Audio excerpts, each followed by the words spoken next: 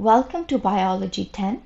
This is week 4, lecture 1, and I'm your instructor, Dr. Amrita Sharma, and today we'll be talking about genome and cancer.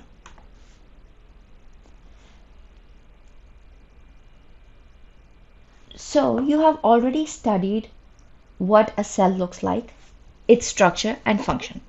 And you know that nucleus is the headquarter of a cell because it contains all the genetic information. It guides all other organelles to perform its function. If you zoom in on nucleus, you see that there are chromosomes. The chromosomes are long chains of DNA, and a certain section of DNA is called gene. A gene is a fragment of DNA that is able to code for specific proteins. So, what is the definition of genome? Genome is the complete set of DNA that includes all the gene in an organism. So, it's the whole set of chromosomes in your body. Now we know that the genome is made up of DNA. So, DNA is the building material for genome. The genome is all the chromosomes in your body. The chromosomes are made up of these long supercoiled chains of DNA, and the DNA is coiled over these round things which are proteins.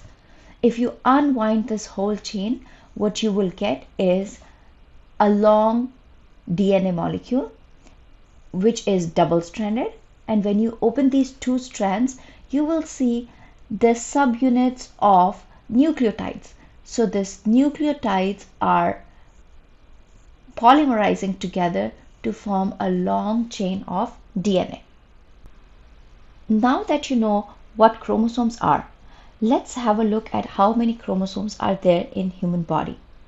Both in male and female, there are 23 pairs of chromosomes.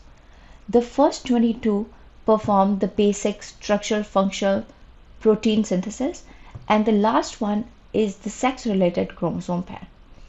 A male human being has X and Y chromosome, and a female human being has X and X pair of chromosomes.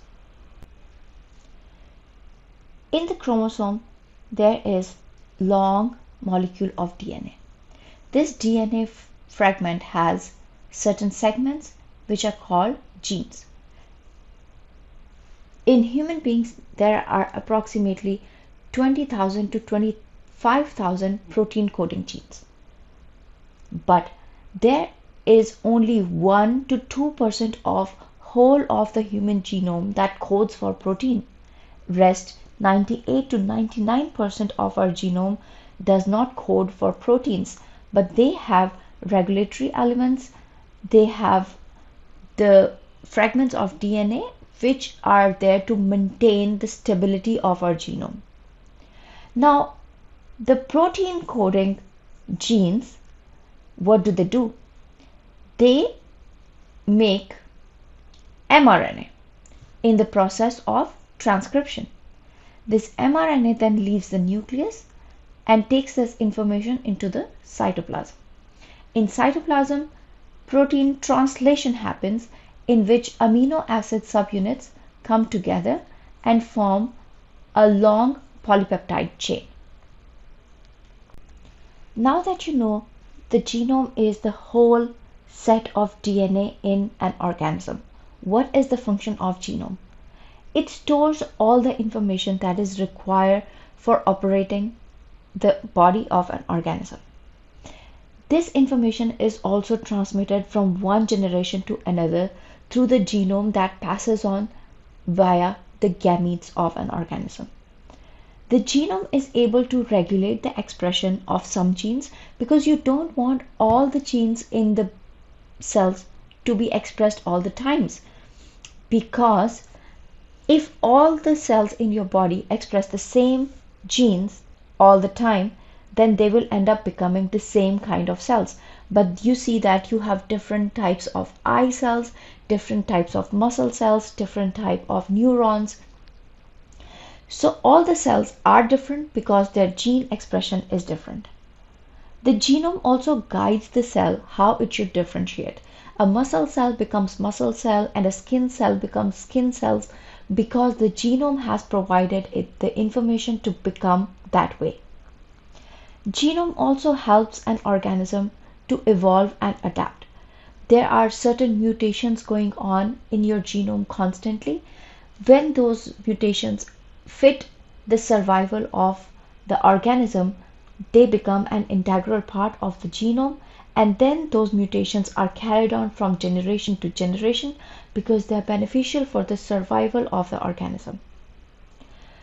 The genome integrity is very important to maintain because it helps in maintaining the species and the generations coming after. The size of genome varies significantly among organisms, and it does not really correlates with the complexity of organism. Yes, in a bacteria there are millions of base pair of DNA, and a human being has billions of base pair of DNA. But a simple plant, the canopy plant, has many more nucleotides of DNA than a human being, despite being less complex than a human being. In the nucleus of the cell, most of the time, the DNA is present in the form of chromatin. The chromatins condense to form chromosomes when the cells are ready to divide. In the chromosomes, the DNA is very tightly wound over proteins. This tight packing helps in putting a large amount of DNA in a very small space. So, this coiling gives two structures to the genome. One is euchromatin form and other is heterochromatin form. The euchromatin form is that fragment of DNA which is loosely packed and therefore it is available for transcription. The heterochromatin is more tightly packed DNA fragment and it is not that much available for transcription. At the time of cell division, it's important that the cell duplicates a copy of its genome. That process is called DNA replication. The perfect copies of this DNA are then passed into daughter cells. It's very important that the DNA is perfectly copied, otherwise the two daughter cells will be very different from each other. Now, as the world around us keeps changing, the organisms also have to change themselves to better fit the new lifestyle. For example, in old days, there used to be hunter-gatherers, so they would have a different physical capabilities. But these days, we usually work in offices, so we do not need the same kind of capabilities as a hunter-gatherer would. So the evolution of genome is important, and this evolution occurs by changes happening in the genome. What leads to these changes? There can be mutations. Sometimes the DNA is broken or some errors are introduced in the DNA replication. These errors or these changes from the normal are then transmitted from generation to generation and they are called mutations. There can be a lateral transfer of gene where one organism is able to give its gene to the other organism. It's not like the parent giving their genes to the offsprings. It's one organism transferring their genes to the other organism. This does not happen in human beings. It usually happens in prokaryotes, the bacteria. The genes can also copy themselves and make a duplicate of themselves in the genome. This leads to increase in their copy number. It can lead to the formation of new genes or having a lot of the same kind of gene. Genomics is the study of structure, function, evolution, and mapping of the genome of an organism. The Human Genome Project started in 1990s and completed in 2003. So you can imagine how long it took for scientists to study the human genome. Why is this information important? If you know what is the sequence of DNA of human beings, you will be able to identify whenever there are some defects. So there are ways to edit the genome and remove those defects from the genome and have healthy generations. By having the knowledge of the genome, we will be able to synthesize the target medicines, the medicines which are oriented towards one specific individual, because every individual has different genome. We are able to produce disease resistant crops because we can remove or add the genes which are related to some specific disease. We can enhance the capability of some organisms like plants or microorganisms to increase the production of fuel or the products that are of industrial importance. But there are several challenges associated with these genomics studies. First is the safety. If you make some changes in the genome of an organism, will that be a safe thing to do? Next is ethics. If you're changing the basic DNA of an organism, is it an ethical thing to do? And third is regulatory, which means there has to be some regulatory body that decides how much change can you bring in an organism. Because if you change the genome of an organism, you can change the whole ethnicity or whole diversity, all the generation of that organism. Now let's see what is the connection between genome and cancer. There are several genes in our body which are important for maintaining normal cell growth, division, and DNA repair. Such genes are proto-oncogenes, tumor suppressor genes, and DNA repair genes. But because of mutation, activation, or overexpression of some of these genes, there will be uncontrolled cell division, because now the division of cells is no more controlled or normal. This uncontrolled cell division leads to cancer. Now, cancer is the disease of uncontrolled cell division. These cells have the ability to invade other tissues and continue this uncontrolled division. It can originate in any organ or tissue. This mass of cells, the abnormal cells, is called tumor. A tumor can be benign when it is non-cancerous and is localized to one location in a body, or it can be malignant when it is cancerous and it keeps spreading to other parts of the body. There are different types of cancer. For example, the cancer of epithelial cells is called carcinoma. The cancer of connective tissues is called sarcoma. Cancer of blood or bone marrow is called leukemia.